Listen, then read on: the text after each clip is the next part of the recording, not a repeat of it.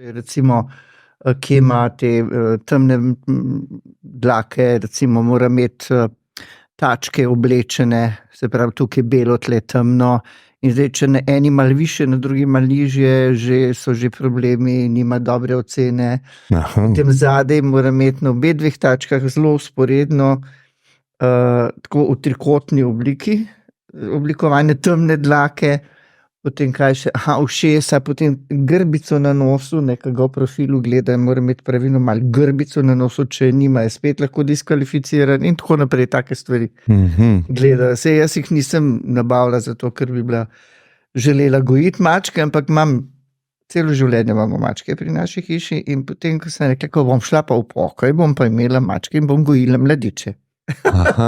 Ampak nisem šla v pokoj, tako da še ne delam tega. Ja, zanimivo, ne, sej fajn, da ima človek nek hobi tako zraven, ne. Mislim, jaz na hobijo, kakor jih hočeš, oziroma stvari, ki se moraš zabavati tako ali drugače, ne. Ja. Pa imam zdaj 2 vnučki, tako da z njima je tudi veliko dela, ne, potem rada slikam, vse sorte počnem, da ne govorim o vrtu.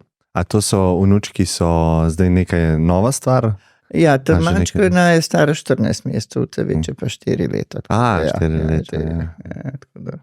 Ampak ne živimo skupaj, one živijo v Istri in potem pridejo vsake toliko časa in takrat, ko so pri nas je pol nebes. Bajta je sesuta.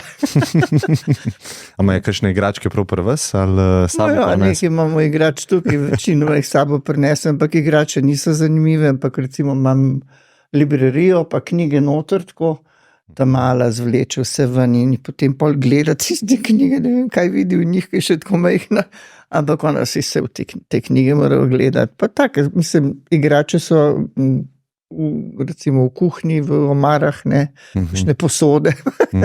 To so večje, boljše igrače, kot pa prave igrače. Res je zanimivo, kako delajo možgani drugače otrok, ne. Predvsem z vidika radovednosti. Ja, strašno so radovedni, res. Škoda, mi pustimo in seveda potem je sesuto.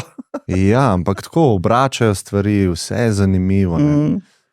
To je prav drugač delajo možgani, ne? In škoda, da to zgubimo. Ne? Ja, se pa dobimo druge stvari. Ne? Ja.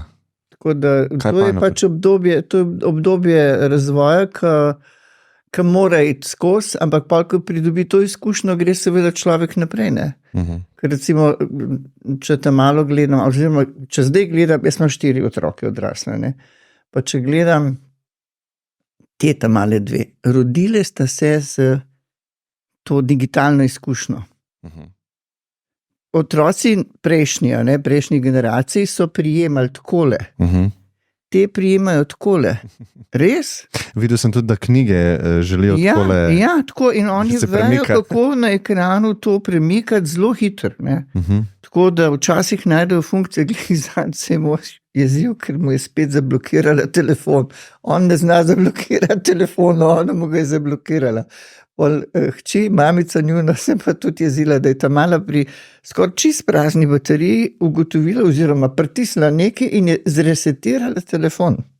Zbrisala vse, kar je bilo gor. Tako da obvladajo, nekako imajo to že kar, nekako bi rekla, prirojeno. Odkot, zakaj ta digitalni občutek? Recimo ta pincetni prijem, ki ga človek razvija kot otrok, da tako prime, to običajno razvijajo tam pri 2-3 letih v prejšnjih generacijah. Zdaj delajo že 1 leto stari. Prime stvari zelo fino, zelo tako pincetno. Tako da pač razvoj je takšen. Ne? Ja, spreminja se vse. Zelo. Ta digitalni del se bo zelo verjetno razvil, ne? Ker pač vse delamo s prsti na ta način, da zelo na ekranu, na majhnem področju natančno določiš nek dotik, neko reakcijo, nekaj, kar se bo zgodilo, ne, in to oni takoj pogruntajo. To je neverjetno. Mene predvsem skrbi, ne, da razvoj je sicer zelo pozitiven, ne, načeloma tudi, če gledamo celo človeško zgodovino, ampak da mogoče gre prehitro, ne, da se mi ne bomo mogli pravočasno prilagoditi ali pa neke ograje postaviti velikih tveganj, ne? Za psiho, recimo, če govoriva o tem vplivanju na otrok. To so stvari, ki so velik izziv, ne? Kaj pomeni vsa ta tehnologija. Ne? Ampak po drugi strani, če gledaš širše, res gre zelo hitro. Pa vedno hitreje, ne? To je eksponentna rast. Samo res se začneš spraševati, kdo je tisti, ki je recimo nekaj časa zaviral razvoj, komu je bilo to v interesu. Ker recimo, ko se je začelo računalništvo, jaz sem še iz tiste generacije, jaz sem bila v službi pri Iskri mikroelektroniki, kjer smo razvijali 4-bitne mikroprocesorje. To je bila velika pridobitev v tistem času, 40 let nazaj, nekaj takega, 50. In takrat se je ta 4-bitni mikroprocesor razvijal v Ameriki in v Sloveniji. Skupni strokovnjaki so bili, ki so to razvijali. Danes govorimo o že ne vem koliko bitnem mikroprocesorju, ki obvlada ne vem kaj vse. Verjetno v tej uri je milijonkrat boljši. Recimo takrat smo se nekako čudili, ko so govorili, da je v enem takem mehnem, na enem waferju recimo spomin oziroma da je toliko podatkov kot v enem našem nuku v knjigah. Danes je to verjetno eksponencialno višje številka. Ampak v nekem obdobju tega razvoja računalniškega smo prav, mi smo pač delali v teh tehnoloških vodah, se pogovarjali o tem, da se razvoj mal ustavlja oziroma da ga zavirajo tisti razvijalci, da ne bi prehitro prišlo vse, takrat se še ni govorili toliko o robotizaciji, pa vsem tem, da ne bi prehitro prišlo vse do človeka, ker je bilo to prehitro.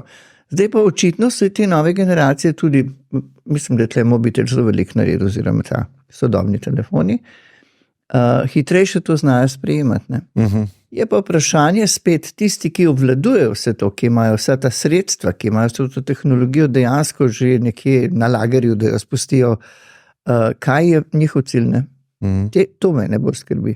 Ja, zdaj se tudi stvari zavirajo, ampak čisto iz vidika profitabilnosti. Se pravi, vsako leto je treba nov iPhone dati ven, zdaj, če so na primeru iPhona, in vse funkcionalnosti, ki jih oni imajo razvite, ne bi bilo pametno, ne bi bilo smotrno dati v naslednji model, ker potem te pričaka naslednje leto in nimaš nič novega za ponuditi. Ta zaviranje razvoja je še vedno se dogaja, sam ni pa iz etičnih vidikov, verjetno, kako je bil ta primer.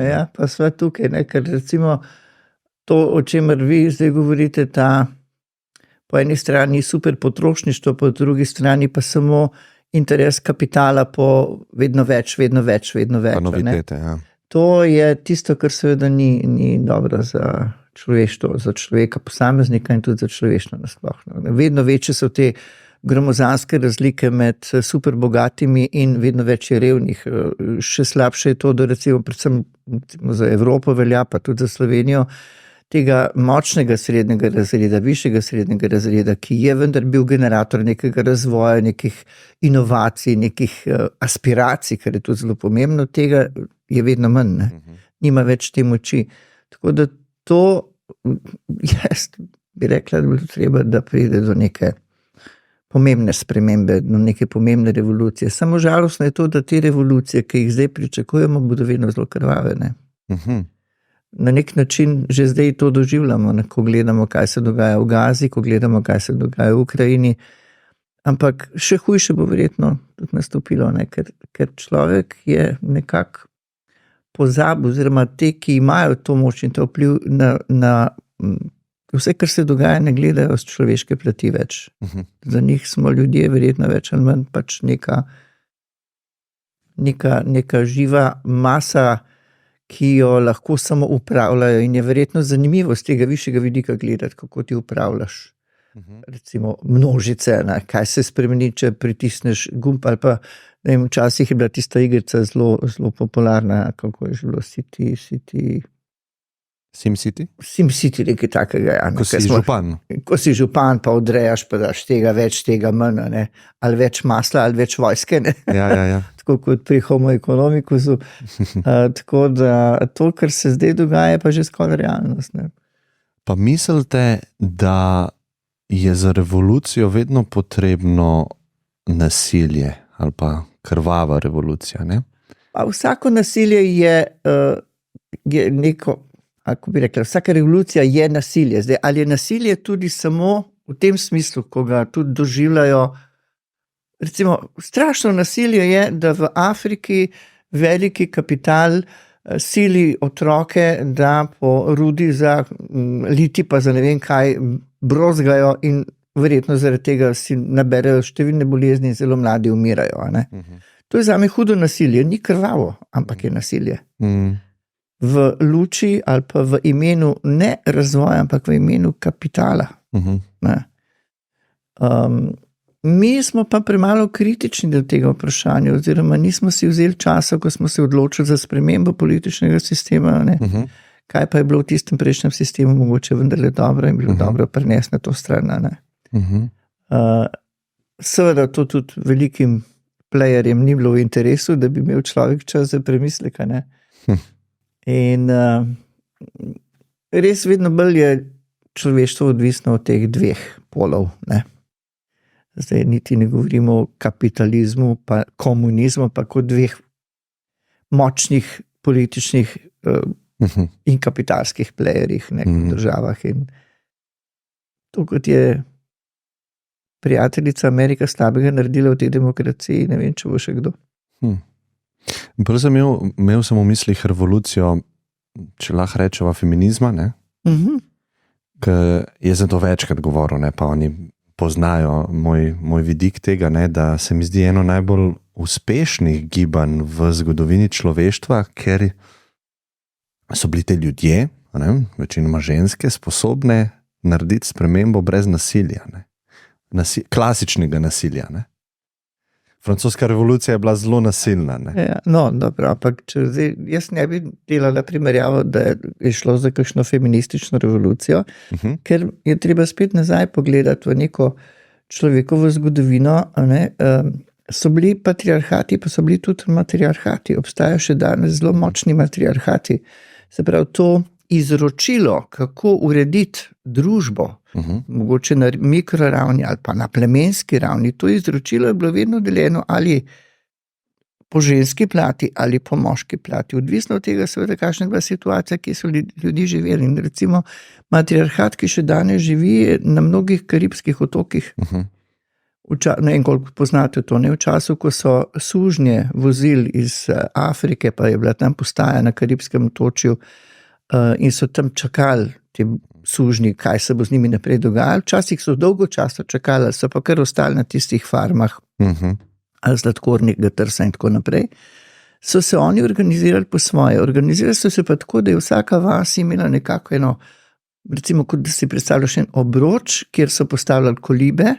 V sredini te vasi je bil prostor, kjer so bili otroci vseh družin. Mame teh družin, predvsem pa stare mame, so vse skupaj skrbele za te otroke. In še danes velja v mnogih teh še živečih, recimo na otoku Montserrat, je tak matriarhat, da si ženska izbira moškega, s katerim bo imela otroka. Ampak to ni njen mož. Podobo očeta v tem okolju, v tej družini ima običajno brat od te mamice. Se pravi, te vloge so v matriarhatu drugače razporejene. Odvisno je od tega, kje se pač dogaja to neka povezava. Zdaj to, kar ste vi nekako menili ali pa povezali s feministično revolucijo, sicer nisem sociolog, ampak veliko sem se ukvarjala s tem položajem žensk, je pa povezano s tem, da po eni strani je bilo stvar proletarskega razvoja, ne?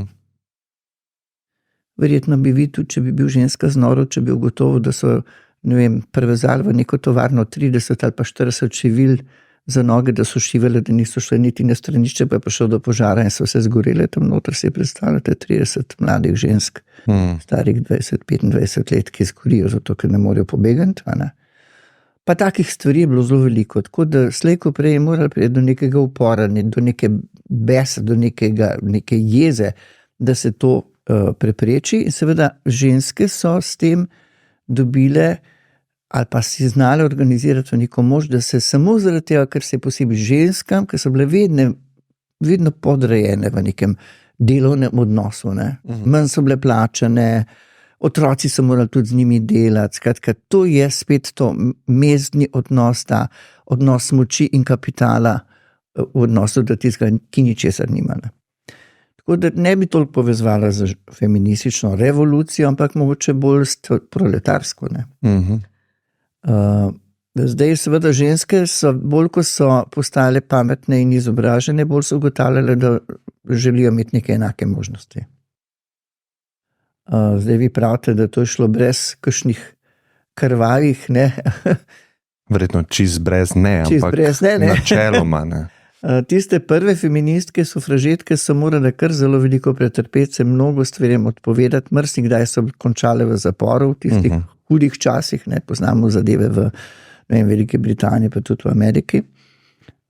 Slovenske feministke pa niso bile tako zelo uporne, vedno so bile bolj prilagojene in prilagodljive. Ne vem, koliko poznate to situacijo, ampak recimo, če greste v Ljubljani na ta feministični pohod, ki ga organizira mestna občina Ljubljana v okviru tistega turističnega oddelka, spoznate zelo veliko stvari o ženskah, o Slovenkah, ne? Kako se je pravzaprav to začel, ta feministični del v Sloveniji, oziroma začel, kako je do tega prihajalo že prej, ne? Še za časa Avstro-Ogrske, pa potem kraljevine. Zdaj, učiteljice so lahko imele poklic učiteljice, vendar se niso smele poročiti. Ja, zakaj? Tako je bilo pravilo. Imel kakšen namen to pravilo? To se nam zdi čudno z te situacije, ampak spet moramo gledati, da najprej ženske sploh niso smele študirati. Potem so nekatere študirali, zdaj kaj bodo one s tem znanjem počele, ker je bilo učiteljev premalo, so dovolili, da so ženske lahko tudi učiteljice, vendar ženske se ne smejo poročiti. Moški je lahko imel učitelj ženo, ki pa seveda je bila žena in je skrbela za dom. Učiteljica pa se ni smela niti imeti ljubezenskega odnosa. Če pa se je poročila, je izgubila svojo službo. Učitelji so bili plačani v bistvu državno, ne?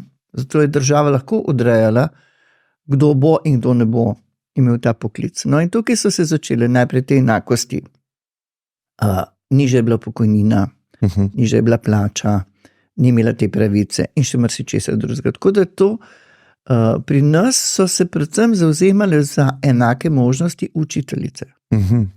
Na miren način, ne vem s kakšnimi, niso slekle modrcev pa tekle po ulicah, da bi rekli, da so enakopravne, ampak vedno je bil ta cilj. Tako da Slovenke, kar se feminizma tiče, ali pa feministične uveljavljanja, nismo tako zelo dosledne in borbene, smo bolj, glede na to, da Slovenija, kakorkoli že obrnemo, je zelo konzervativna družba, smo se naučili, da znotraj te konzervativne družbe poiščemo neko mestno srednjo pot, da je volk svet pa koza cela. Kako ste pa vi tekom celotne svoje kariere nekako čutili te spremembe, ki se dogajajo? Z vidika tega vprašanja. Kako je bilo, ko ste bili na začetku kariere, pa ste prišli v podjetništvo ali pa podjetniški svet, lahko rečemo, pa do nas, mogoče, ali pa tudi vmesne variante me zanimajo, pa kje smo, to bi pa zdaj mene najbolj zanimalo, če greva čist kasneje na debato, kje smo, do nas. Veste, kaj bi rekla, da s temi, če začnem na koncu, s temi novimi trendi, ki jih opažamo, ko prihajajo tudi iz Evrope, da po eni strani se kar oblikuje neka močna skupina ljudi za pritisk, ki želijo žensko vrniti nazaj v tradicionalno okolje in dati moškim ponovno neko moč, kot so jo že imeli. Ne vem, koliko poznate to, da se to ni samo dogajanje pri nas v Ljubljani, ampak je to evropski pritisk po eni strani, In zanimivo in presenetljivo, da pri mnogih ženskah, tudi smo na televiziji videli, v intervjujih, se opaža ta trend, da to sprejemajo. Sprejemajo kot možnost, sprejemajo kot potrebo, sprejemajo kot pravilen odnos med moškim in žensko, med možem in ženo, da žena naj bi bila doma, naj bi stregla možu, tako gospodinja. Nekoč. Ja, mislim, mora biti najprej vidna pri besedi gospodinja. Ženska je vendarle vedno imela doma svojo moč. Ona je bila vzgojiteljica, ona je bila skrbnica doma, ona je bila ekonom tega doma, Ne? On je pa bil provider, on je pa zagotavljal denar, zagotavljal sredstva, vse ostalo. Se pravi, ona je bila doma in to je v mnogih kulturah, tudi v arabski kulturi, ko mi smatramo, da je ženska v arabski kulturi podrejena in ne vem, sužnja, sploh ne drži. Ona je doma, kraljica doma. To, kar ona reče, mora biti.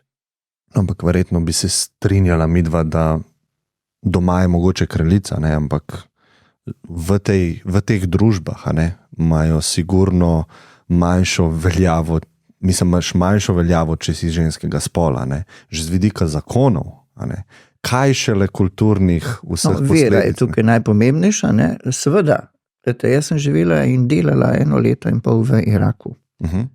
Tam smo se srečevali z vsemi možnimi oblikami medsebojnih odnosov.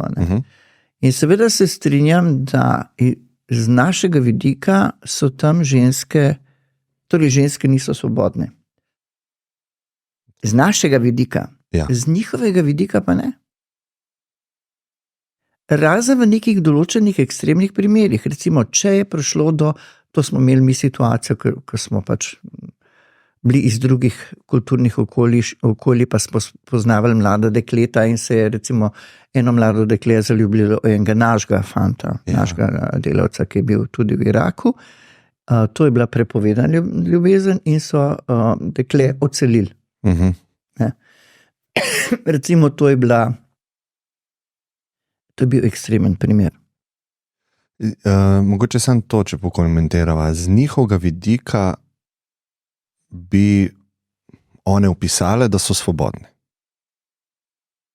Ne, ampak bi sprejeli, da to pač tako je in znotraj tega, tako kot jaz danes rečem, da smo v konzervativni družbi tudi mi našli neko pot, kako zadovoljimo svoje principe pa svoje ambicije. Seveda je pa treba ves čas postaviti določene meje, ne? Če se zdaj vrnemo iz tiste kulture nazaj v to okoliščine, v katerih mi živimo. Ne?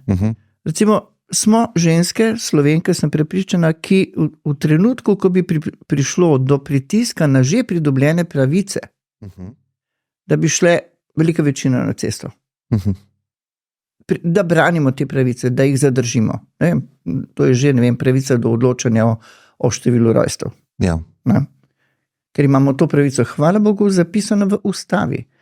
In vsakič, ko se menjajo vlade pri nas, pride do takšnih in drugačnih tendenc, da bi se ta člen v ustavi zbrisal. In seveda, tukaj je zelo pomembno, da se ženske zavedajo, da pridobljenih pravic ne smejo opustiti, da jih je treba zadržati, ker če ne, gre seveda razvoj zelo hitro nazaj, posebej, kar se ženske tiče. Prej ste me vprašali, kako vidim neko razliko. Ne? Jaz mislim, da če res daleč nazaj pogledam, moj vzor za to, kdo in kaj je ženska, je bila moja babica, pa moja mama. Oni nista bili feministki pa revolucionarki, ampak moja babica je imela 5 otrok, ko je bila 2. svetovna vojna. Moža so odpeljali v Dachau, ta zadnji otroček, in mislim bil takrat star verjetno kakšno leto ali pa 2. In kar si jaz poskušam predstavljati, kako ji je bilo takrat, ne? To je bilo na robu Ljubljane. Danes je že to del Ljubljane, takrat ni bila Ljubljana. Ona je imela hišo na eni strani ceste, čez cesto, tako poljsko pot, je imela pa hlev. Ta cesta je bila meja med italijanskimi okupatorji in nemškimi okupatorji. Zdaj si predstavljate, kako je bilo živeti njej s temi 5 otročki, na drugi strani je imela kozo, ki je bilo treba vsak dan po mostu, ki je bila meja, vojaki na tej strani, vojaki na drugi strani, nobenega desca pri hiši. Ni bilo fajna, ne? Ne vem, kako je bilo. Ampak za mene je bila vedno en tak pojem ženske, ki ima moč in ki se nekako znajde, ne da bi sama pravzaprav, kako se znajde, da je preživela, da so ti otroci preživeli, da so dočakali konec vojne in da so se vsi potem došolali, vsak je potem imel svoj poklic in tako naprej. Druga, recimo, moja vzor je pa seveda bila moja mama. Zakaj? Zato, ker ona je bila v tistem obdobju ki je bilo konec vojne, zelo mlada se je poročila, verjetno se ni poročila iz čiste ljubezni, pustimo, če je to moj oče, ne. Ampak je želela ekonomsko se osamosvojiti, ne, pri 5 otrokih, ona je bila najstarejša, najbolj fajn je čim bolj od hiše, čim bolj hitro, ne. In je potem, ko sta se pač poročila, pa se odselila in osamosvojila, po tistem času ona ves čas tudi hrepenela po drugačnem življenju, imela neke ambicije in očitno je te ambicije hotela uresničiti, pa se mož ni strinjal in sta se razšla. In to ni bilo enostavno za žensko takrat se ločiti. Nikoli ni enostavno. Ločitev ni nikoli enostavno, ne za moškega, ne za žensko. In ta moč, kako je ona izničila takrat zelo slabih ekonomskih pogojev, ker takoj po vojni je bilo seveda obdobje izgradnje. Jaz se spomnim, da je pravila, da se je delala obleke iz rut. Prav so rute, skupaj so si zašili obleke. V tistem času je bilo to drugačne, ampak je uspela, je dosegla neko izobrazbo, ob delu je doštudirala, se je kupila stanovanje, skratka se je osamosvojila in je postala neodvisna, samostojna ženska.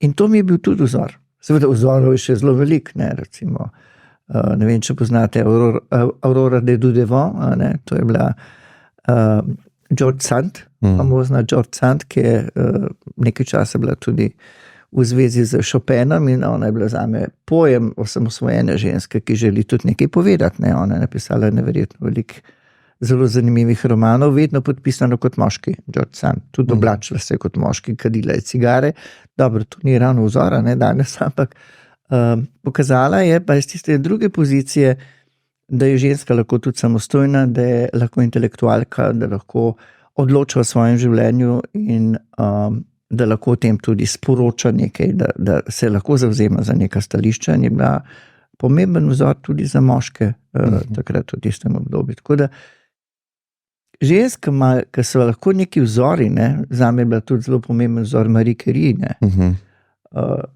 ki pa je žrtvovala vse svoje življenje in vse svoje bivanje za to, da je raziskovala to, kar je potem tudi seveda dosegla. Ne. Prvi otrok, mislim, da je celo umrl, zato ker niti ni vedela, kako nevarna je ta radioaktivnost, ko je bila noseča in je nosila tiste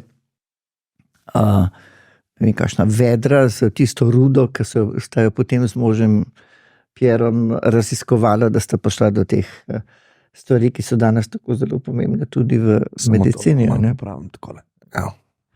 Tako da to so ženske, ki so res ne glede na situacijo, v kateri so živele, pokazale svojo pokončnost in pravzaprav enakost.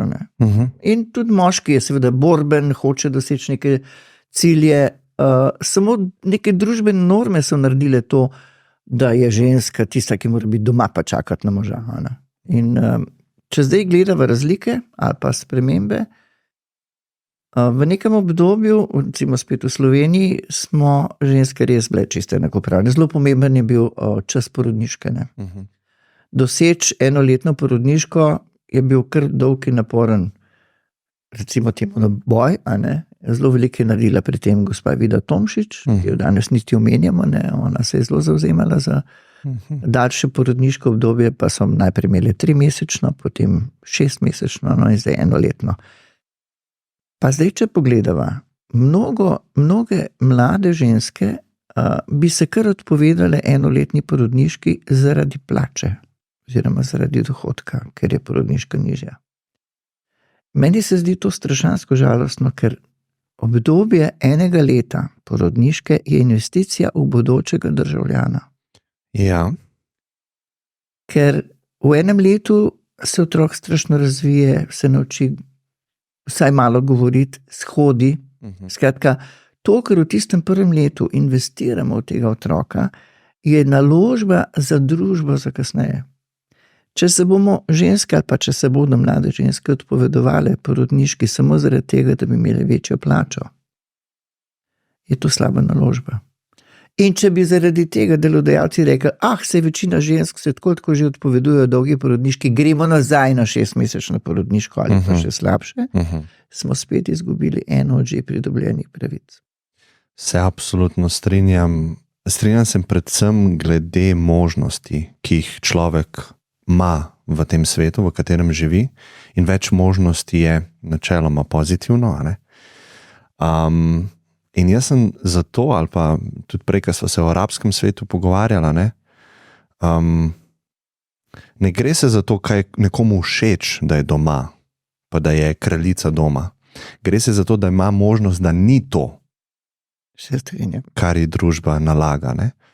In zdaj pri teh porodniških, seveda, če se nekdo odloči za to, je sigurno pozitivno, da ima možnost. Imamo pa drug aspekt nekoga, ki se ne odloči za to. Ne? In zdaj, saj jaz čutim, tako kot moški, neko tako debato o tem, da ne želimo se odpovedovati stvarim. Želimo imeti to in to in to. To dvoje se izključuje, ampak vsem želimo imeti oboje. Se pravi, želimo imeti enake plače. Zdaj smo imeli pa debato o tem, želimo tudi za 1 leto na porodniško. Kako bomo zdaj to dvoje uskladili? Verjetno ne gre, ne vem. Ne smeva mešati hruške pa jabolka. Ne? Plačana porodniška je denar, ki ga vsak zaposleni človek iz plače prispeva v ta kotliček, ki mu rečemo za porodniško. Se pravi, nima veze z plačo. Plača je pa tisto, kar človek dobi, ko dela. Se pravi, če je ženska rodila otroka, ima pravico do porodniške 1 leto in dobiva iz tistega kotlička denar. Problem pri teh, o dekletih, ki sem jih omenjala, je v tem, da seveda je porodniška seveda povprečje in ni takšna, kot če bi redno hodila v službo. V tem primeru lahko primerjava, da ni enaka.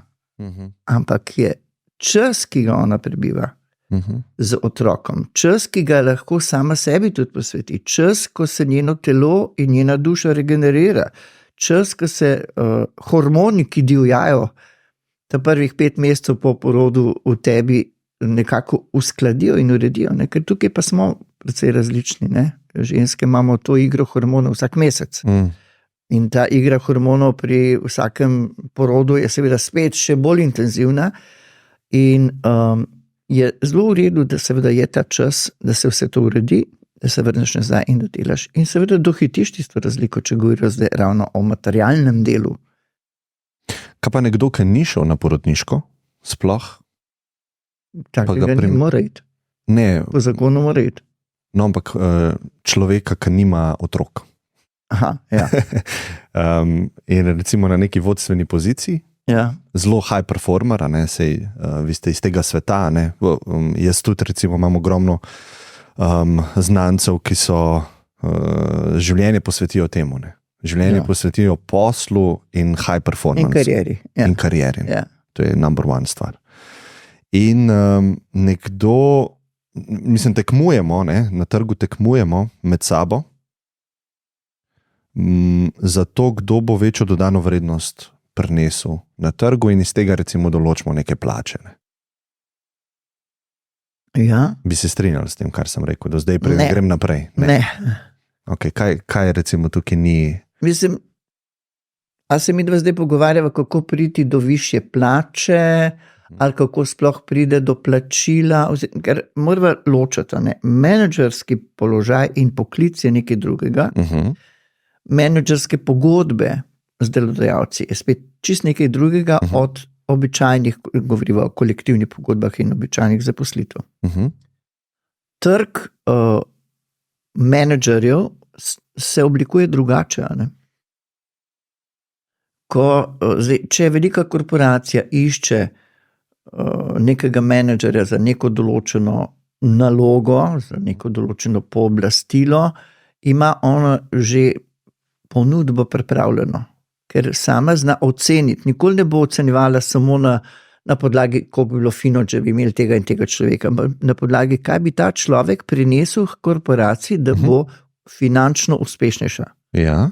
Tako da plača menedžerja je vedno odvisna od finančnega uspeha korporacije in njegovih rezultatov. No, ampak ta menedžer se ne poteguje samo za to eno delovno mesto, on se poteguje za vsa delovna mesta, ki so na trgu, in tudi firme za high performerje tekmujejo med sabo. Ja. In zdaj, če ima neko podjetje, tako kot ste rekli, odrejeno neko plačo, pa on dobi druge boljšo ponudbo, bo šel tja. Ne? In se pravi, podjetja tekmujejo med sabo za high performerje in high performerji tekmujejo med sabo. Se to je trg dela. Ne? In zdaj imamo nekega high performerja, ki gre pa čez 3 leta za 1 leto na porodniško. Verjetno ne bomo pričakovali, da bo ta posameznik isto služil kot tisti drug high performer, ki pa tega ne izkoristi. Se pravi, govorimo o ženski, ki je high performer. Ja. In se odloči za družino. Tudi družino. Tudi družino, ok. In seveda v tistem trenutku podjetje ugotovi, da mora nadomestiti to osebo, ki bo šla z nekom drugim. In zdaj me sprašujete, kaj z njo? Oziroma, kako naj se ona odloči, ali kaj? Jaz v bistvu bolj sprašujem. Kje je dilema?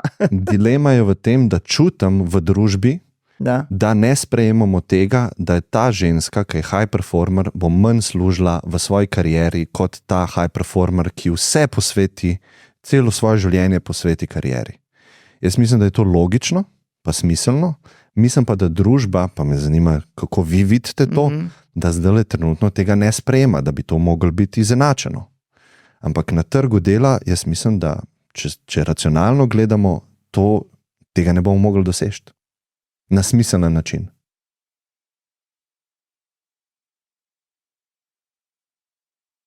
To je zelo zanimiv izziv, ampak če ga midva zdaj odpreva, bi morala verjetno imeti še kakšnega drugega sogovornika v zvezi s tem. Zato, ker prvič, takih izzivov, kot ste ga vi zdaj naštel, ni tako zelo veliko. Ne? Drugič, dokler ženska se ne odloči, da bo imela družino, enako performa in verjetno ima neko pravico do enakega plačila. Se strinjam. Če enako performa. Ja. Seveda. Pustimo se. Nima še družine, nima ne kužka, ne otroka doma. Ja. Je enaka in enako da vse svoje v svoj čas in svoj interes v to. Ampak meni je bolj zanimivo in izzivalno vprašanje, ali je to vredno? Ali je to vredno? Ker mi smo vsi skupaj ljudje. Kaj je na koncu pomembno? Ali je pomembno, da ves čas, ne vem, vsak mesec šteješ, koliko si novih zadetkov realiziral v tem high performance tekmovanju, ne? Ali je pomembno, da imaš čas zase in kaj to pomeni? Kaj tebi pomeni, da si tako uspešen v karieri ali pa si tako uspešen v karieri, prideš domov, nisi imela časa razviti medsebojnih partnerskih odnosov in doma te čaka prazne stene, poln hladilnik sicer, ampak nič si prazen. Se strinjam. Tudi če imaš partnerja, ki je tudi v biznisu, pa tudi high performer, običajno se taki povežejo, ne? Koliko imate na koncu časa za razvijati njun medsebojni odnos? In ko mine to obdobje, recimo, da je to obdobje visoke karierne napetosti, tam nekje recimo 15 let ali pa 20 let, se več niti človek ne zmore, ker vmes 2-krat kolapsira, ne? Potem pa ni več časa, da bi kaj dosti ti gradil, ker nisi ves čas počel. Tako da je vprašanje, kaj izbiramo, ne? Kot posamezniki, kot ljudje, mi smo le ljudje. Ja. In mi moramo poiskati pri sebi, kaj iščemo in kaj si želimo. To je zelo seveda pomembno tudi, kakšna je bila predhodna vzgoja in kakšne vrednote si ti razvil. Ampak dejansko so pomembne vrednote. Vedno govorimo, ja, vrednote so razpadle, niso, drugačne so. Ne? Recimo hierarhija vrednot, če jih jaz gledam, jaz imam še vedno hierarhijo vrednot, kot sem jo imela, ko sem bila jaz mlada. Meni je bila najpomembnejša domovina. Na prvem mestu. In na drugem mestu družina. Potem pa seveda, ne vem, resnica, pravica, vse tisto zraven. Ampak domovina nam je bila, bi rekla, naši generaciji zelo pomembna. Zdaj je drugačne, če vprašate posameznika, kaj mu pomeni domovina, pa koliko znamo pravzaprav v naši Sloveniji, pa čeprav smo dosegli osamosvojitev, kaj povedati ali pa se res za vsak praznik obesiti zastavo, ampak iz srca, ne zato, ker je treba obesiti, ne, pa te pripadnosti ni več. Zdaj, če ti nimaš pripadnosti k tistemu tvojemu domu, je tudi vprašanje, kako si razvijal pripadnost do družine, do tega, da ti je to vrednota. Samo na koncu, ne, ko si v trenutku, ko ugotoviš, da imaš pred sabo manj, kot imaš za sabo, spoznaš, kako zelo pomembno je graditi tudi ta del in da te ta čaka do konca življenja.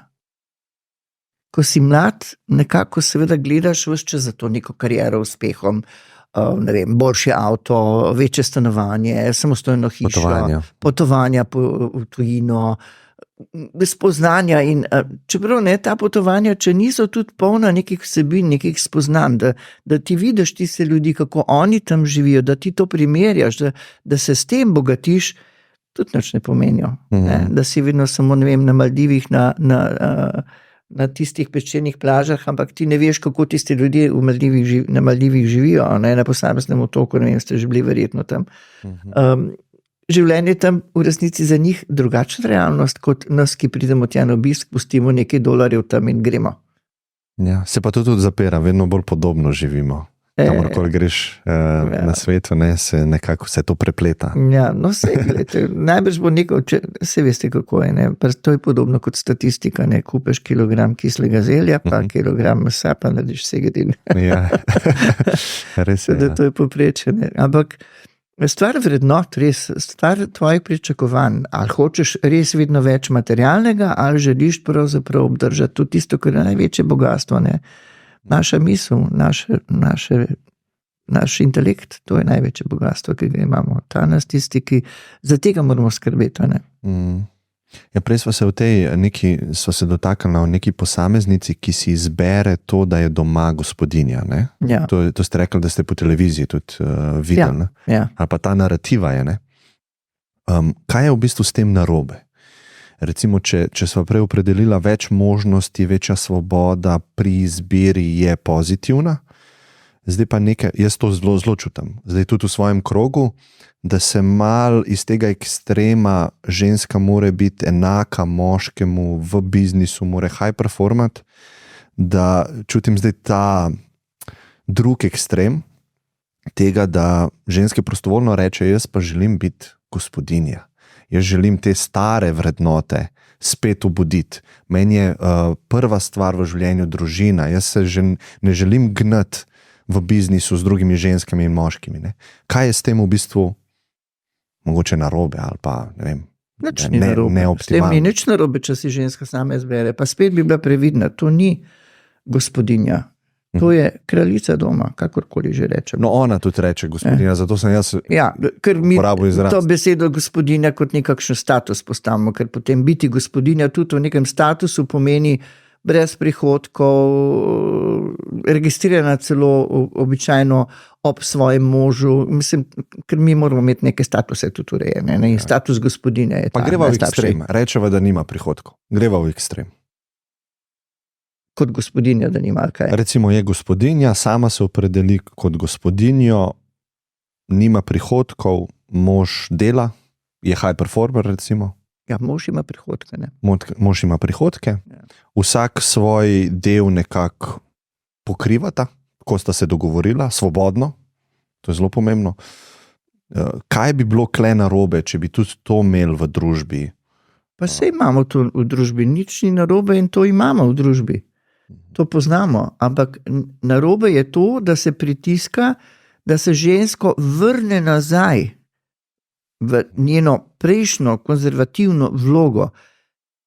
Sodobna ženska, če se odloči, da bo, ne vem, ali eno obdobje, ali pa celo obdobje, v svoj intelekt, svoje znanje, svojo izobrazbo, ki jo je dosegla, dala pravzaprav za vzgojo svojih otrok in za kvaliteto svoje družine, ok, ampak to je treba priznati tudi skozi neko priznanje njenega drugačnega statusa, ne gospodinje tiste, kar naprej tolče po loncih, pa pomiva, pa tako naprej, ampak ženske, ki ima nalogo, ne, ker vsak človek ima neko nalogo, ima poslanstvo, da bo njena družina, verjetno bo to družina z otroki, ker drugače, da se ti pač gospodinja sama mož pa dela. Tudi lahko, ampak potem bi jaz rekla, da je to neke vrste priležnica, ne? Ja, ne, družina mora. Govorimo o družini, a ne? Ja, z otroci. Jaz celo drugače, ne, sem tudi pred leti veliko govorila o tem, da če hoče, zdaj govorimo spet o družbi, pa o Sloveniji, ki imamo premalo otrok, 1,1 otrok na eno žensko, ne, to je absolutno premalo. Jaz imam 4, sem popravila malo povprečje. Da bi bilo smiselno, da se to spet skozi status prizna. Če se ženska odloči, da bo z 2 ali pa z 1 otrokom doma, da ga bo doma tudi vzgajala, da bo skrbela za družino, posebej, če je več otrok v družini, bi jaz priznala plačo. Plačo, ki jo država financira. Ja, zaradi mene bi lahko oblikovali tudi nek določen prispevek v tem primeru, ampak da država se je takih primerov ni tako zelo veliko, da država tega ne bi zmogla, ker bi lahko hitro preračunala, kaj to pomeni pa pri stroških za vrtec, pa za vseh ostalih stroškov za otroka, ne. Se pravi, bi lahko to alternativno naredili. Zakaj? Ker spet sva pri vložku v bodočega državljana. Izobraževalni sistem v Sloveniji, čeprav v primerjavi z mnogimi državami je še vedno zelo kvaliteten, pa vendarle je predvsem v osnovni šoli preveč naravnan na recimo faktografska znanja, na doseganje nekih konkretnih rezultatov, vendar pa ne na širino. Ne. Se pravi, otrok od kljuka, jaz spomnim, ko sem se vedno jezila, otroci rešujejo teste, prav, ne prav, skratka, ampak nič se ne naučijo in pride domov in seveda ga ti poskušaš dodatno ga oplemenititi in obogatiti njegovo znanje, je Tršica rekla, da ni treba. Ali je pa se učiteljica rekla, da ni potrebno. Ne bom še tega, ne bom še onega, ne. Če imaš ti nekako to svojo funkcijo in vlogo vzgojitelja v tvoji družini še za otroka in si zato celo mogoče vsaj nagrajen delno, ne, bi to bila lahko tudi posebna funkcija oziroma status in jaz se s tem strinjam. Ja. Izobražena ženska, da se zato odloči, da bo poskrbela vsaj do srednje šole svojih otrok, da bo skrbela za njihovo res razgledanost in znanje in izobrazbo, jaz sem absolutno za. Ja, se mi zdi, da je to dobra ideja, predvsem zaradi tega, ker lahko pride do kakšnih situacij, ko je finančno odvisna preveč od moškega, a ne. Danes je denar itak zelo pomembna stvar, a ne. In mogoče v izogib temu bi to rešil veliko stvari, a ne. Ja, da vam mogoče še to povem, a ne. Ko sem se jaz odločila za podjetništvo, to je bilo tik pred osamosvojitvijo Slovenije.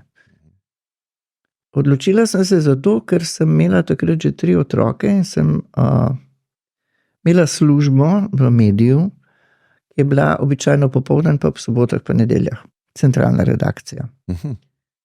In dostikrat je moja najmlajša spala z mano, mislim ne z mano, ampak ko sem bila jaz v službi, v desku na časopisih, ker nisem imela kam dati. Popoldanskih vrtcev namreč ni, ne. Bilo, ne vem, koliko jih je, ampak do 4 ponovno delajo, ne. Mi smo imeli pa službo od 1 pa do 8.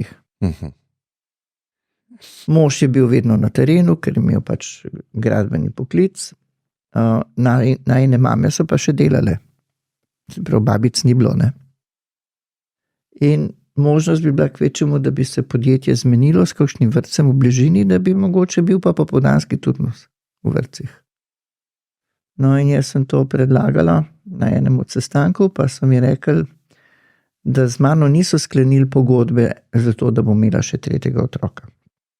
Kar me je zelo razjezilo, moram reči. In sem se zato odločila, da bom pač pustila službo in da bom ustanovila, takrat je bila še obrt, da bom delala zvečer, pa po noč, čez dan bom pa za otroki. Ja, no. Takrat je bila taka odločitev, no, ampak stvari so se zelo hitro razvijale, tako da se mi je kasneje še mož pridružil. Hočem to reči, da razumevanje ali pa nerazumevanje družbe do tega, kakšna je odgovornost imeti otroke, je zelo pomembna. enakost ali pa enakopravnost ali pa možnosti, enake možnosti za žensko so res pogojene s tem, kakšen je naš socialni podporni sistem. No in ko sem začela s tem podjetništvom, pa sem se povezala še z drugimi ženskami in smo seveda tudi videli, kaj vse se dogaja pravzaprav ženskam, je bil že takrat zelo velik problem nasilje v družini, žrtve ženske, večinoma pa otroci, ne, velikrat smo se o tem pogovarjali, ko smo se tako srečevali na različnih takih in drugačnih dogodkih in takrat se je naša skupina podjetnic odločila, da pač mi ne bomo se šli dobrodelnost v smislu pomagati ženski, prispevati družini denar za to, da pač, ker živijo v nemogočih razmerah, ampak da je edina pametna pomoč, ki jo lahko ponudiš ženski, ki raste v takih razmerah, se pravi nasilje v družini, je, da ji pomagaš postati ekonomsko neodvisna. In žensko podjetništvo je zelo pomembna možnost. Zato je žensko podjetništvo tudi pomembno, ne samo zato, ampak zato, ker če ženski daš možnost, da bo nekaj delala in s tem zagotovila sama sebi finančni vir, bo verjetno sposobna se tudi, saj upajmo, izločiti iz take družine, kjer doživlja dnevno nasilje. In v to verjamemo.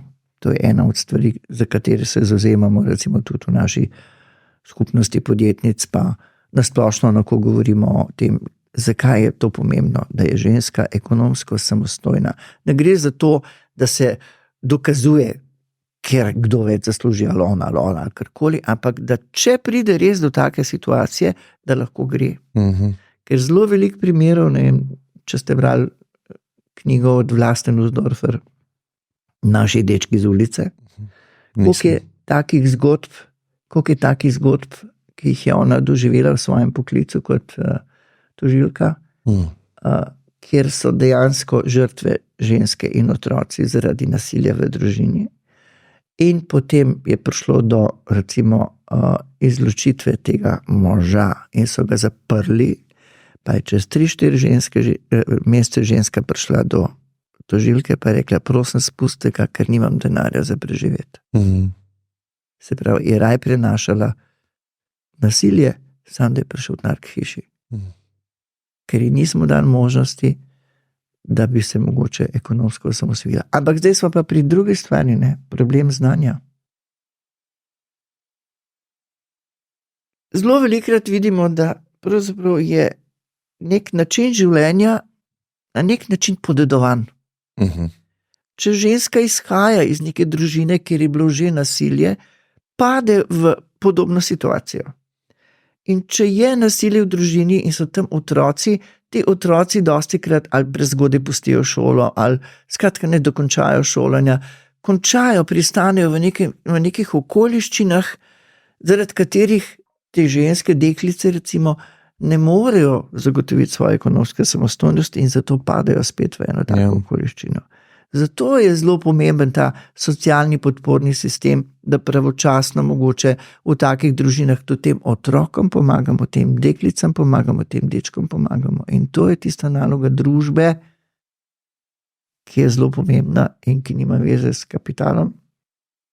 Ampak kapital bi moral tukaj biti mogoče bolj odgovoren, ker bi lahko posamezniku na ta način pravočasno pomaga.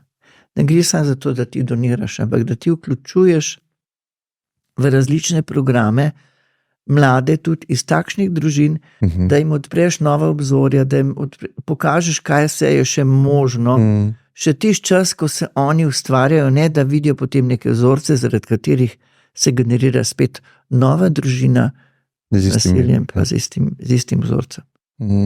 No in tudi tukaj je žensko podjetništvo pomembno, da se vidi, katere programe, na kakšen način lahko mogoče takim ženskam omogočijo neko samostojnost. Samostojnost je definitivno svoboda. Brez tega ne gre. Ja. Podjetništvo tudi imam zelo pozitivna mnenja glede tega, kot silo, ki ustvarja dobro v svetu. Ja. Kako pa podpreti ženske podjetnice? Kaj vi počnete? Prej ste me vprašali, če vidim kakšne razlike. Ne? Jaz vidim zelo veliko razlik v tem času, ker ko smo mi začeli, ali pa ko sem jaz začela, sem bila verjetno ena prvih podjetnic. Nam rekla, da sem bila številka 1, ampak verjetno številka 100, recimo. 90, ne? Ja, že prej, 89, sem pa smo preoblikovali v DOO. Takrat je bila na nek način situacija lažja. Opa. Ja, zanimivo. Presenečenje. A veste zakaj? Zakaj? Ker ni bilo veliko konkurence. Z vidika ženskega spola? Tudi, ja. Ali konkurence na splošno podjetništvo? Podjetništvo, pravzaprav samo podjetništvo kot delovanje nima spola. Ti si lahko kot ženska ali kot moški uspešen. Ja. Podporno okolje seveda zelo pomembno in podporno okolje so, ne vem, banke, svetovalne organizacije, vse institucije, skladi, ne samo inštitucije, tudi klubi, pa združenja, pa zbornice. To sem mislil kot vse. To vse spada zraven. Ampak, ko govorimo o ženskem podjetništvu, gre za to, da, to smo se že pogovarjali, da se strinjava, da ima ženska res več vlog v življenju, ne? Več nalog, več poklicev, v istem dnevu opravi več poklicev. Ja. Enostavno to tako je. Jaz nisem glih prepričana, da se moramo boriti za popolno enakopravnost, pa da mora mož enako število ur delati kot ženska. Skratka, tukaj nisem ravno prepričana, ker vem, da obstaja neka razlika. Jaz sicer znam bormašino v roke prijeti, pa zavrtati luknjo v zid, ampak raj vidim, da to moj mož naredi. In on tudi verjetno raj vidi, da jaz dojenčku previjem rito pokakano. Ja. Tako da to ne moramo tega spremeniti. Že neke vloge so čisto evolucijske. Tako je. Drugačne. Ampak sicer mislim, da skozi to razlikovanje ali pa skozi to priznanje, da ima ženska več nalog v življenju, je podporno okolje pomembno. Pa tudi zato, ker smo zdaj ugotovili, veliko žensk se ne more vsem svet, ima premalo znanja, ima premalo korajže, ima premalo zgledov. To podporo rabijo ženske. Zakaj? Zato, ker smo ugotovili, da če bo ženska tudi ekonomsko samostojna, ali ne bo toliko živela v takih slabih razmerah, oziroma se bo odločila še za kakšnega otroka več, oziroma imamo tudi veliko, ne vem, žensk, ki živijo same s svojimi otroki, pustimo zdaj razloge, karkoli. Skratka, vsem tem možnostim moramo dati neko priliko, da se tukaj znajdejo, da si pomagajo. Zelo veliko si ženske pomagajo med sabo, ko mi, ne vem, organiziramo srečanja ali pa čajanke naših članic, se druga od druge učijo, druga od druge učimo. Potem ena od nas ali pa druga ima mogoče neka dodatna znanja na nekem področju, pa ji to manjka, pa ji druga kolegica lahko pomaga. Tako da to združenje ali pa ta skupnost je en tak podporni prostor, v katerem se lahko pogovarjamo zelo odkrito, ker vidimo enake težave ali pa enake ovire in izmenjamo izkušnje. To je zelo pomembno. Seveda po drugi strani pa, kakorkoli že obrnemo, tudi statistike kažejo, moški so v podjetništvu uspešnejši zato, ker so malo bolj korajžni, ambiciozni, manj jih je strah vzeti kredit, recimo, ali pa se za nekaj odločiti. Večje tveganja sprejemajo. Ja, ženske imajo v sebi tisto občutek, pa ne smem tvegati zaradi družine, pa ne smem preveč kreditov vzeti, kaj pa, če se kaj narobe zgodi. In seveda, ker zajame manj sape, tudi realizira manj profitnih ali pa z nižjim profitom aktivnosti. Medtem ko moški upa zajeti večjo sapo, karkoli pa bo, in seveda je tudi finančno uspešnejši, profiti so večji. To se vidi tudi po statistike, ki smo jo primerjali. Ja, pa tudi je verjetno več tega, da niso uspešni. Mi ponavadi gledamo v družbi, kar je tudi problem, ta izkrivljanje, kognitivno, ki se reče tudi pri loterijah, gledamo zmagovalca. In mi vzamemo tisti presek top 1%, in vidimo pa zmagovalce, in pa na podlagi tega si neko mnenje ustvarimo. Ne vidimo pa vseh neuspešnih, recimo, moških podjetnikov. Veste kaj, jaz ne gledam tega največjega povprečja, jaz gledam ali pa teh največjih ekstremnih primerov. Ne. Niso vsi boskaroli. Ja. Niso. Ne. Jaz govorim o tem jedru podjetniškem. In mi v Sloveniji imamo zelo dobro podjetniško jedro, ki izhaja še iz obrti.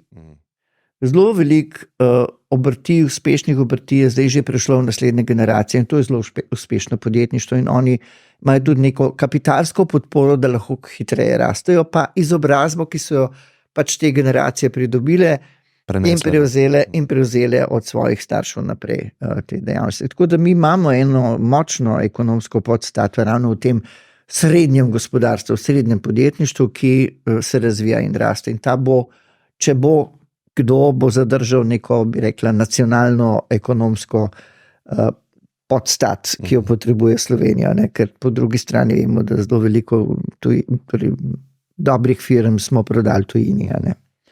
Kar konec koncev tudi ni nič narobe, dokler je firma tukaj pri nas v Sloveniji, zaposluje slovenske ljudi in tako naprej. Ne?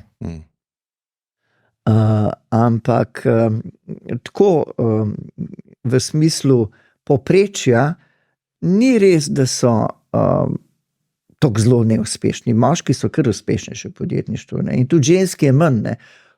Po vsej statistiki gledamo vedno, da vseh teh letih, recimo v zadnjih 15 letih, ko malo bolj opazujemo to situacijo v Sloveniji, je vedno okoli 28% deleža žensk v podjetništvu. 28%. Ampak stvar je tudi dejavnosti. Ženske se odločajo za mehkejše dejavnosti, odločajo se ustanoviti podjetje, kjer je manj investicij na začetku potrebnih in ker je manj investicij, tudi ne more to podjetje tako hitro rasti. Konkurence je več, ne? Če je manj investicije potrebno. Tudi konkurence je več, pa še nekaj. Ne? Za nekaj skrbijo ženske, ker se odločajo za dejavnosti, ker moškim sploh niso v interesu, ampak so nujno potrebne za družbo. Ne?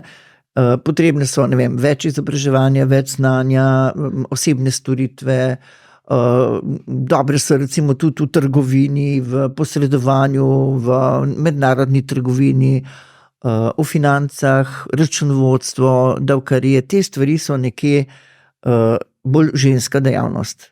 Ne? Pustimo zdaj tudi kozmetika,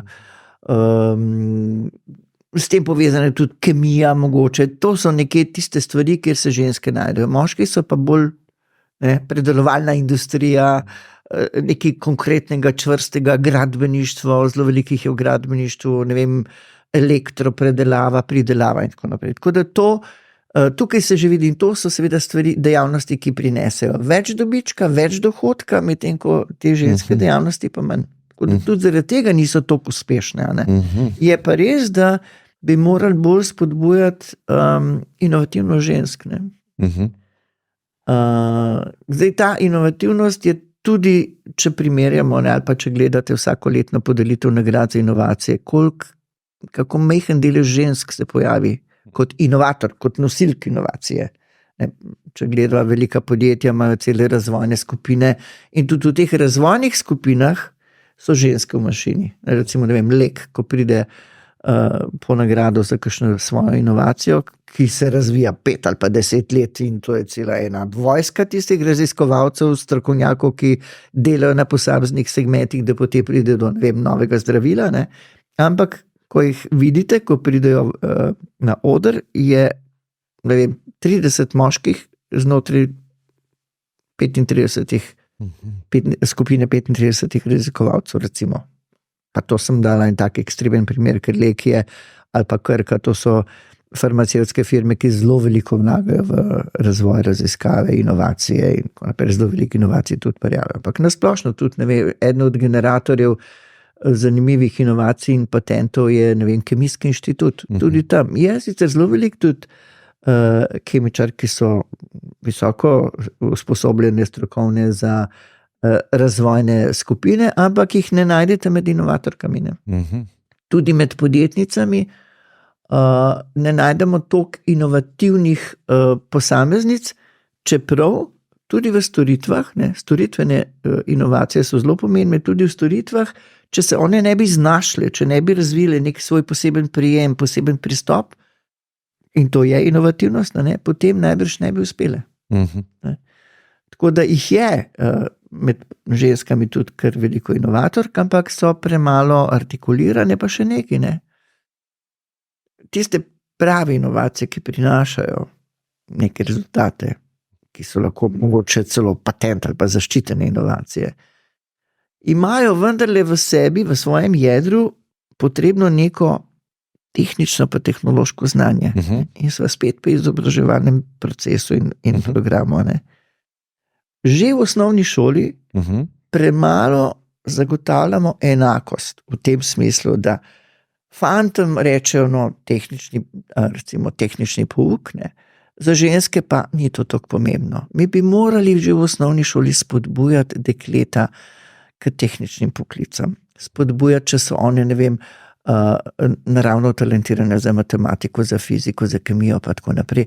Ne in govoriti, za punce to ni pomembno, ampak jih usmerjati tudi v to smer v tehnične poklice. Ker danes ne pomeni, da če greš ti v tehnični poklic, da moraš skladvom žebelj zabijati zid, ampak to pomeni, da delaš z novo tehnologijo, z računalniki, skratka razvijati moraš svoj in to je treba začeti v osnovni šoli. A je treba pol ženske bolj spodbuditi v to smer, ali je treba enako spodbujati oba spola in ne delati razlik med spoloma? Ne, a veste kako, mi govorimo ne delati razlik, pa ne moramo nikoli natančno izmeriti, kaj zdaj to mi pomeni, ali pa ne. Ampak to pomeni, da ne gledamo na spol, ne? Če imamo manko, recimo, če imamo manko žensk v tehničnih poklicih, potem se moramo iti pozitivno diskriminacijo, se pravi, bolj spodbujati ženske ali pa dekleta, da se vključujejo v to. Jim dati vedeti, da so tudi one primerne, ker se dekle se dostikrat kar sama od sebe tam nekje v 5., 6. razredu opredeli, da ona pa ni za to, ali pa njo pa to več ne zanima, ali pa ona bo šla pa mogoče bolj v to smer, ona bo pa manekenka, recimo. Ko zbirajo poklice, deklice, je treba takrat že spodbuditi, da se sproba, da vidi, več bi bilo mogoče dobro imeti stikov z realno prakso, kakšna je možna zaposlitev, ko se ta šola konča, ali karkoli, ker včasih je bilo, se mi zdi, na nek način lažje se opredeliti za nek poklic, zato ker ni bilo tako pomembno, kaj se bo v 3 letih zgodilo. Stvari so se menile na 10 let ali pa na 15 let, ker si končal, šolo tam, faks, si že prej nekako vedel, v katero smer se boš usmeril. Danes pa na pol leta drugače, odvisno od branže. Tako, in poznati te, zdaj pa, ko si ti mlad, ko si mulo, najbrž te ne zanima čisto točno, kaj se tam v tisti firmi grejo, ampak pač te neke stvari zanimajo. Tukaj bi morali mi spet v izobraževalnem procesu bolj približati različne poklice mladim, dekletom, da jih spodbudimo v tej smeri, ker to nam bo manjkalo, To nam bo manjkalo. Kakšno pa vaše mnenje o tem, o recimo kvotah? Jaz sem za pozitivno diskriminacijo, če je česa premalo. To pomeni, da če je žensk premalo v določenem okolju, da je potrebno sprejeti določene ukrepe, da se spodbudi več žensk za vključitev. Zdaj, ko govorite vi o kvotah, ne vem, o katerih zdaj govorite, o teh nasplošno kot korporacijah. Ja. Mislim, da je smiselen in korekten, da je treba omogočati, spodbuditi tudi razmislek, recimo pri delodajalcih, ko rečemo, naj delodajalci dajo v upravne odbore večji del žensk, ker bo potem boljše. Če jih to ne podučiš, sami od sebe tega ne bojo naredili, ker je mnogo bolj easy, da se, in če imaš ti, ne vem, iščeš med kandidati novega zaposlenega za določeno delovno mesto, ker je med kandidati več moških, ne boš poiskal mogoče v izbiri še žensko, ki je zraven, ker jih imaš tako veliko moških. Mislim, večjo izbiro imaš, ne? Večjo izbiro, ja, ampak potem recimo, da imam 5 posameznikov, med katerimi izbiram, in ena je ženska. A je zdaj pravično, da dam prednost ženski zaradi spola, ko je spol nepomemben za določeno pozicijo? A je to pravično za te 4 moške? Pa zdaj, a je to pravično do te ženske, ker bo vedela, da si je prislužila mogoče neko pozicijo zaradi nečesa, samo rodila se tega spola in nima nobene druge veze. To je zdaj ekstrem, ampak nekoč je gospod Cerar rekel, ni vse pravično, kar je prav. In mislim, da je to prav. Da se samo spodbudi. Je pa spet odvisno, ker ne veva, o čem mi dva govoriva. Ne? Če je 5 kandidatov, pa je od tega 1 ženska, ali je prav, da damo tej ženski možnost. Če je enaka, ja, why not? Če vse je enako? Če, ne vem, 2 kandidata za enako izobrazbo, enako performance, enake teste, rezultati na testu, ki veste, da je pa tok in tok testov, potem zakaj ne? Ja, če prideva v tako situacijo, se absolutno strinjam, če je vse enako. Ja. V realnosti po moje ni. V realnosti se tudi zdaj s temi kvotami dela tako, da se prednost da nekomu, kljub temu, da je mogoče nekdo, če bi zakril spole, a verjetno ne bi bil zbran. Ne? Zdaj je to prav pa pravično, jaz se ne bi, po moje strinju, ker imam čez drugačen filter gledam na svet, pa mogoče tudi nek tak utopičen pogled, da bi enkrat prišli do situacije, kjer bi bilo to res irelevantno. Ne? Se pravi, vse... Spomnite Salomonove sodbe. Ja. Lahko poveva za poslušalce. Ja, sicer je, tako bi rekla, ne... Kruta, ja. Kruta, ne? Salomon je razsodil med 2 ženskama, ki sta se kregali, čigav je otrok, od nje, od te ali od te. In Salomon je razsodil, da pač bo otroka razsekal na pol. In ena je rekla ne, ker je bil to njen otrok in ni hotela, da ga pač ubija. Ne? Ampak zdaj se postava pa, da sem jaz Salomon. Ja. A je to prav, da sem kaj takega rekla?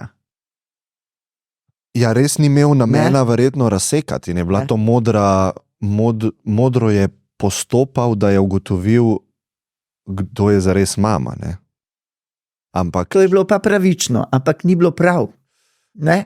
Hočem to reči, da dostikrat je v življenju situacija taka, da pravičnost je nek pojem totalne enakosti in se te sam že večkrat danes ugotovil, totalne enakosti ne more biti. Ne, enakost ne, enakopravnost. Kakšna stvar prav pa, tudi enakopravnost, ne, če hočemo govoriti o čisti enakopravnosti, pa naletiva na to težavo, da ne more biti, ker sta moška in ženska vendarle na nek način drugačne, ne mora biti 100% v neki smeri enakopravna, zato ker imaš ti eno funkcijo v življenju, jaz pa drugo funkcijo v življenju, ampak enake možnosti so pomembne. Ampak vi si lahko zberete drugačno funkcijo v življenju in to je enakopravnost, da ste si vi zbrali in ste boljši. Enaka možnost je to. Enaka možnost, ja. Ampak ne boste enaki. A ne?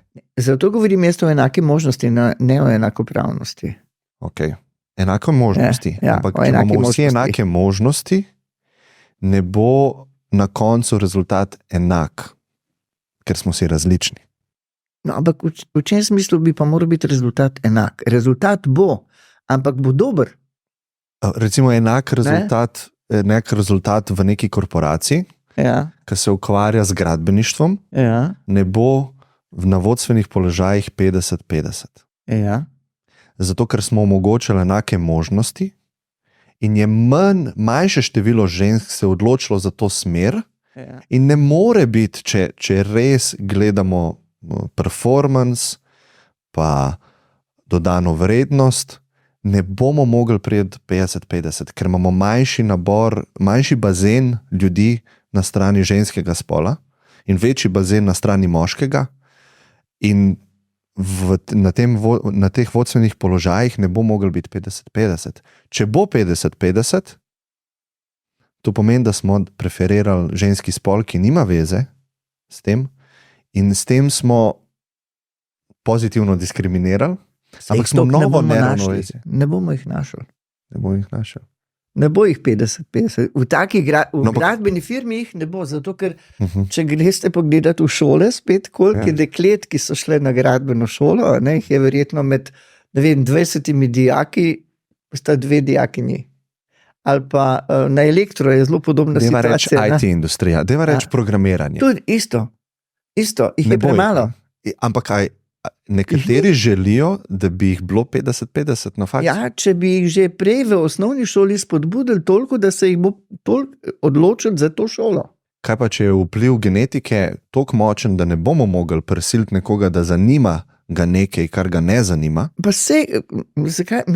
ne vem, zakaj se toliko s tem vprašanjem ukvarjava, ker je to čisto teoretično vprašanje. Mislim, da je kar praktično, ker zdaj imamo recimo na Freeju, na šolanje za programiranje, to je zelo visoko plačan poklic, pa verjetno bo še vedno bolj, ne? In jaz vidim tukaj neka trenja, zakaj je naša družba tako sestavljena, opredeljena, da ni več žensk, ki se odloča za ta poklic, in zadovoljni bi bili, če bo bilo 50-50. Jaz mislim, da mogoče se bo zgodilo, da nikoli ne bomo prišli do 50-50, ne zaradi kulture, ne zaradi vzgoje, ampak zaradi genetike. Zakaj zaradi genetike? Mogoče, sprašujem se, da ženska genetika mogoče manj preferira v totalu to smer, kot zanimanje. To se zelo moti, ne? Ja. Jaz to ne bi sploh povezvala z genetiko, zato ker to veste, kdo je napisal prvi računalniški program, ne? Prvi program? Ja. Verjetno ženska? Ja. Ada Lovelace. Ja. Mislim, da je bila hči Lorda Byrona. Ja. Žal je pa prekmalu umrla, ko je ta Bubble ali nekako se je pisal ta njen partner, ta raziskovalec, ki je delal tudi, se je najprej prisvojil avtorstvo na tem, samo ona je pa prezgodaj umrla na porodu, recimo. Ampak hočem to reči, da kar se pa IT-a tiče, oziroma programiranja tiče, pa prav gotovo nima genetika nobene veze. Nobene veze? Nič procentov? Ne, zaradi tega, ker so, bi rekla, intelektualni potencial žensk je popolnoma enak intelektualnemu potencialu moških, ko govorimo o programiranju. Tlele pa ni razlike. To je verjetno dokazano, kar ste zdaj rekli. Jaz sem mogoče govoril o zanimanju. Ne? Se pravi, nas zanimajo različne stvari. Mene zanimajo ene stvari, vas zanimajo druge. To je zaradi vzgoje, zaradi okolja, v katerem sva odraščala, verjetno tudi zaradi spola. Seveda, to sva se prej pogovarjali, da v osnovni šoli bi morali pravočasno dekleta in fante, predvsem pa dekleta, še dodatno, pozitivna diskriminacija, spodbujati k razmisleku o tehničnem poklicu, da se jim ne vzbudi prezgoden strah ali pa notranji občutek, da niso tega sposobne, ker so. Intelektualno nimajo nobene ovire, ali da bi rekli, da pač ženske ali pa deklice pa niso toliko, ne vem, intelektualno razvite v smislu matematike, fizike, kemije in drugih tehničnih poklicev. Tukaj ni ovire, genetske prav gotovo ne. Tako. Sposobnostih ni ovire. Ne. Je pa ovira v vzgoji doma.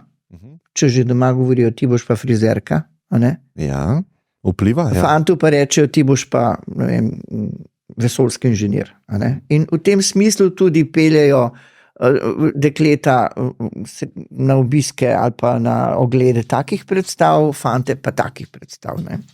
Recimo. Potem v šoli enako, ne? Podzavestno se dogaja ves čas ta neka diskriminacija deklet, da se jih usmerja bolj v te, ne vem, stvari, ki so povezane z ženskim delovanjem. Ja. Ampak vzgojni proces je zelo pomemben in zaradi tega je treba že v tem zgodnjem obdobju dekleta spodbujati, njihov intelekt spodbujati na enak način, se pravi, jih tudi peljati v, ne vem, tehnične muzeje ali pa na te tehnične preizkuse, zato da dobijo občutek, da jih tega ne bo strah. Se strinjam. Seveda jih ne bomo dobili 50-50, govorim enako, ampak več jih bo pa sigurno šlo v to smer. Ja, verjetno. In potem bo tudi izbira večja. Ko govorimo o kandidatih za razne karierne poti, ki jih izbiramo. Tako da mi imamo premalo izbire v tehničnih poklicih, v politiki tudi med ženskami. Mislim, deklet je tukaj premalo. Se strinjava. Ne? Ja, mislim, da ne bomo preveč zateoretizirali o nekih stvarih, ni nič na silo. Jaz mislim, da slovenska družba, kar se teh stvari tiče, recimo enakih plač ali pa razlik v plačah ali pa ženskih položajev v korporacijah, nismo tako slabe. Mi imamo v povprečju evropske rezultate, kar tam nekje najviše, najboljše. Razlike v plačah so tu nekje 8%, v povprečju v Evropi je mislim, da 20%. Tako da potem delež žensk v korporacijah, mi jih tako nimamo veliko korporacij, takih velikih v tem smislu, da bi rekli, zdaj pa mora biti v upravnih odborih.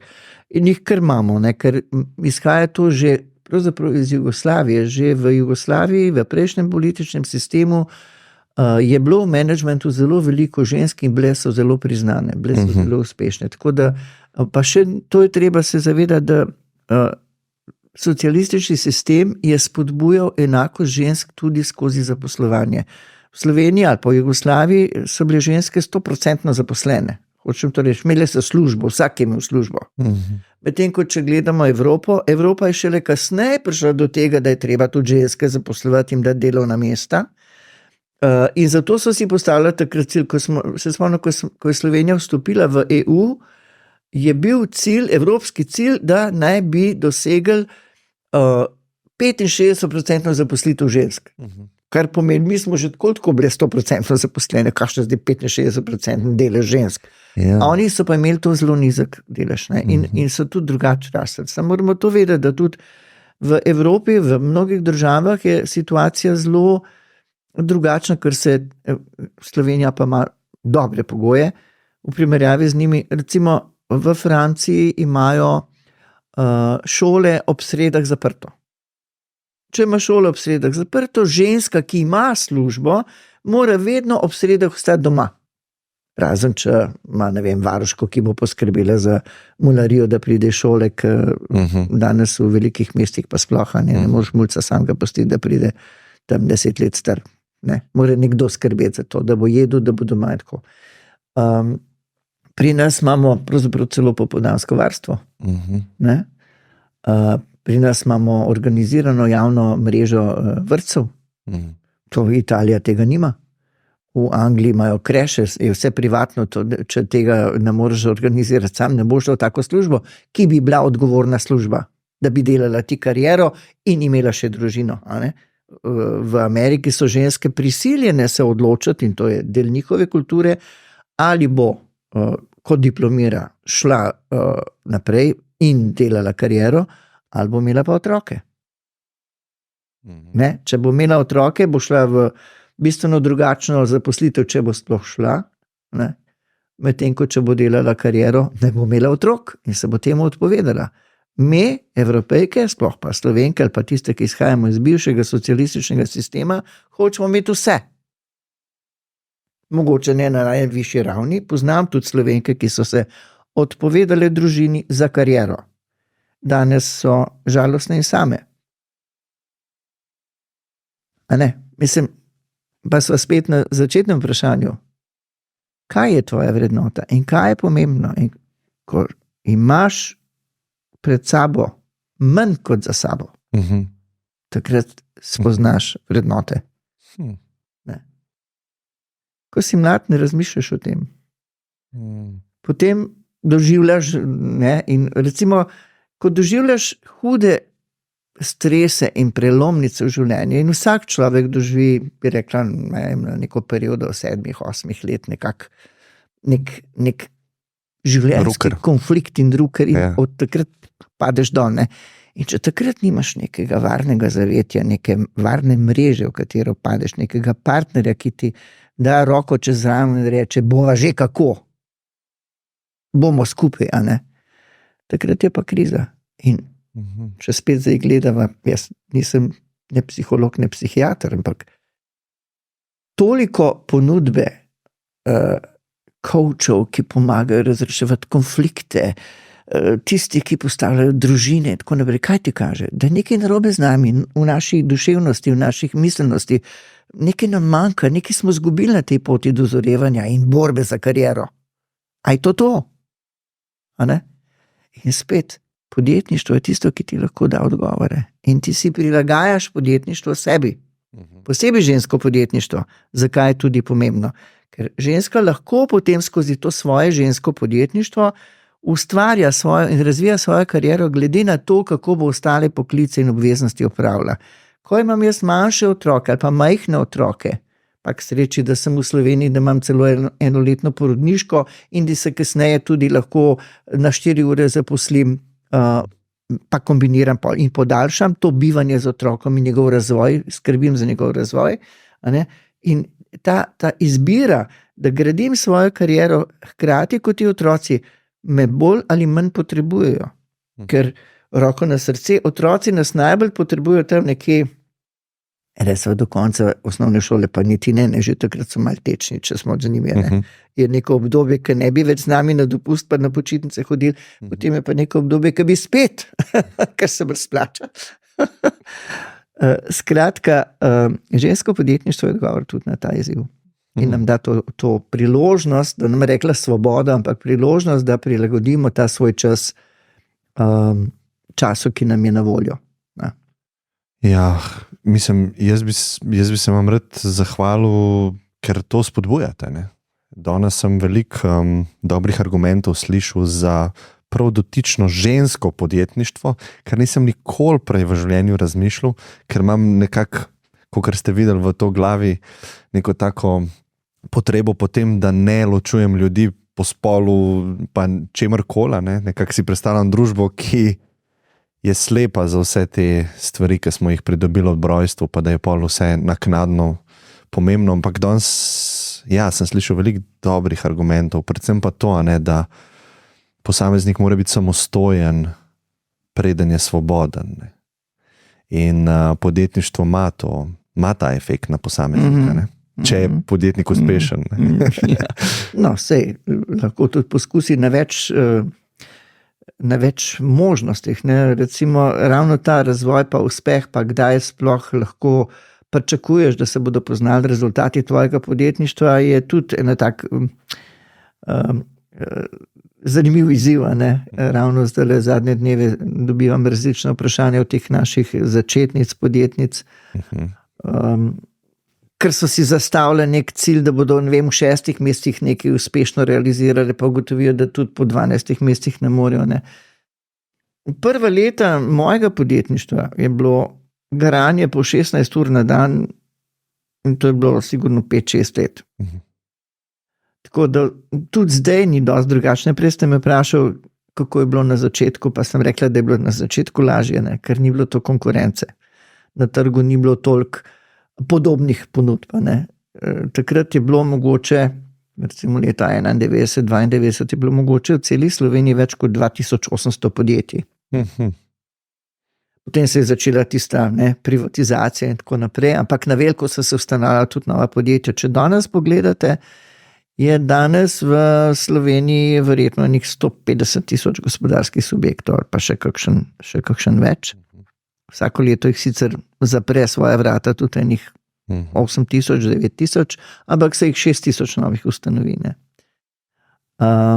In se pravi, teh 150,000 gospodarskih subjektov, pa če rečeva, da jih je enih 800 velikih podjetij, te odštejeva tako je stran, pa še enih 3,000 srednjih podjetij, te tudi imajo že svoj trg, pa so verjetno več ali manj v tujini, vse ostalo je pa tle doma.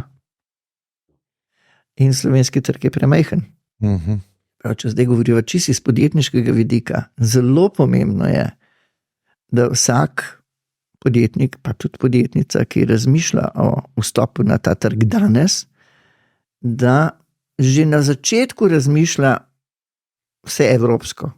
Da si ne predstavlja, da bo delal samo na domači ulici, ker tam kupcev zmanjka na domači ulici. Ne bo vsak dan vsak prišel zapravljati v tvojo trgovino. Tako zelo simbolično rečeno. Zato je danes težje. Ne. Danes je tudi težje štartati s podjetjem, zato ker se pričakuje, prvič po eni strani vsak ustanovi svoje podjetje, je SP, se pravi, je samozaposlen. Ampak ta ista oseba mora imeti ogromno različnih znanj danes. Od, z področja svoje dejavnosti, z področja računovodenja, z področja pravnih, različnih cak, odvisno od tega, v kateri dejavnosti je marketing, digitalni marketing, poznavanje tehnologije. To je znanost zdaj, ja. To v enem človeku zbrati ni in jaz vedno svetujem in sem zelo žalostna, ker Slovenija pa tukaj ni imela prave strategije razvoja malega gospodarstva. Je spodbujala te samozaposlitve in danes imamo res ogromno samozaposlenih, ki komaj da preživljajo, posebej za ženske to velja. Mi bi morali spodbujati nastajanje podjetniških ekip, skupin, da sta vsaj 2-3 skupaj, ki imajo komplementarna znanja, da štartajo na eni skupni ideji, ki bojo vsi ji sledili, imeli skupno to vizijo, kako se bo ta ideja, ta produkt ali storitev razvijala naprej, zato ker en sam zdržati ne more. Se pravi, 16 ur delati, izvajati, prodajati, promovirati, skrbeti, da bo vse pravno pravilno, izdajati račune, dajati poročila državi, vse v eni osebi, pa še marsičesa nisem naštela, ker moraš biti tudi sam svoja snažilka, pa vse ostalo. Ne. Tako da ne svetujem več, da bi se samo zaposlili. Ne se oblikuje neke skupine, tudi če, vsak ustanovi svoj SP, pa pridite skupaj, pa oblikujte neko kooperativo na neki skupni ideji, boste bolj odprti. Strah pred tem, da vam bo kdo idejo ukradel, je brezvezen, ker ta hip v tem trenutku najbrž po celem svetu ima najmanj, 100 ljudi čisto enako idejo. Najmanj. Ja, verjetno, ne. Ja. Pa mogoče v teh 100, samo 10 lahko tudi to idejo dejansko začne realizirati, ne. Ampak če jo ni sposoben ali pa se ne poveže, mogoče bo enemu uspelo. Tako. Ja. Približno, ne.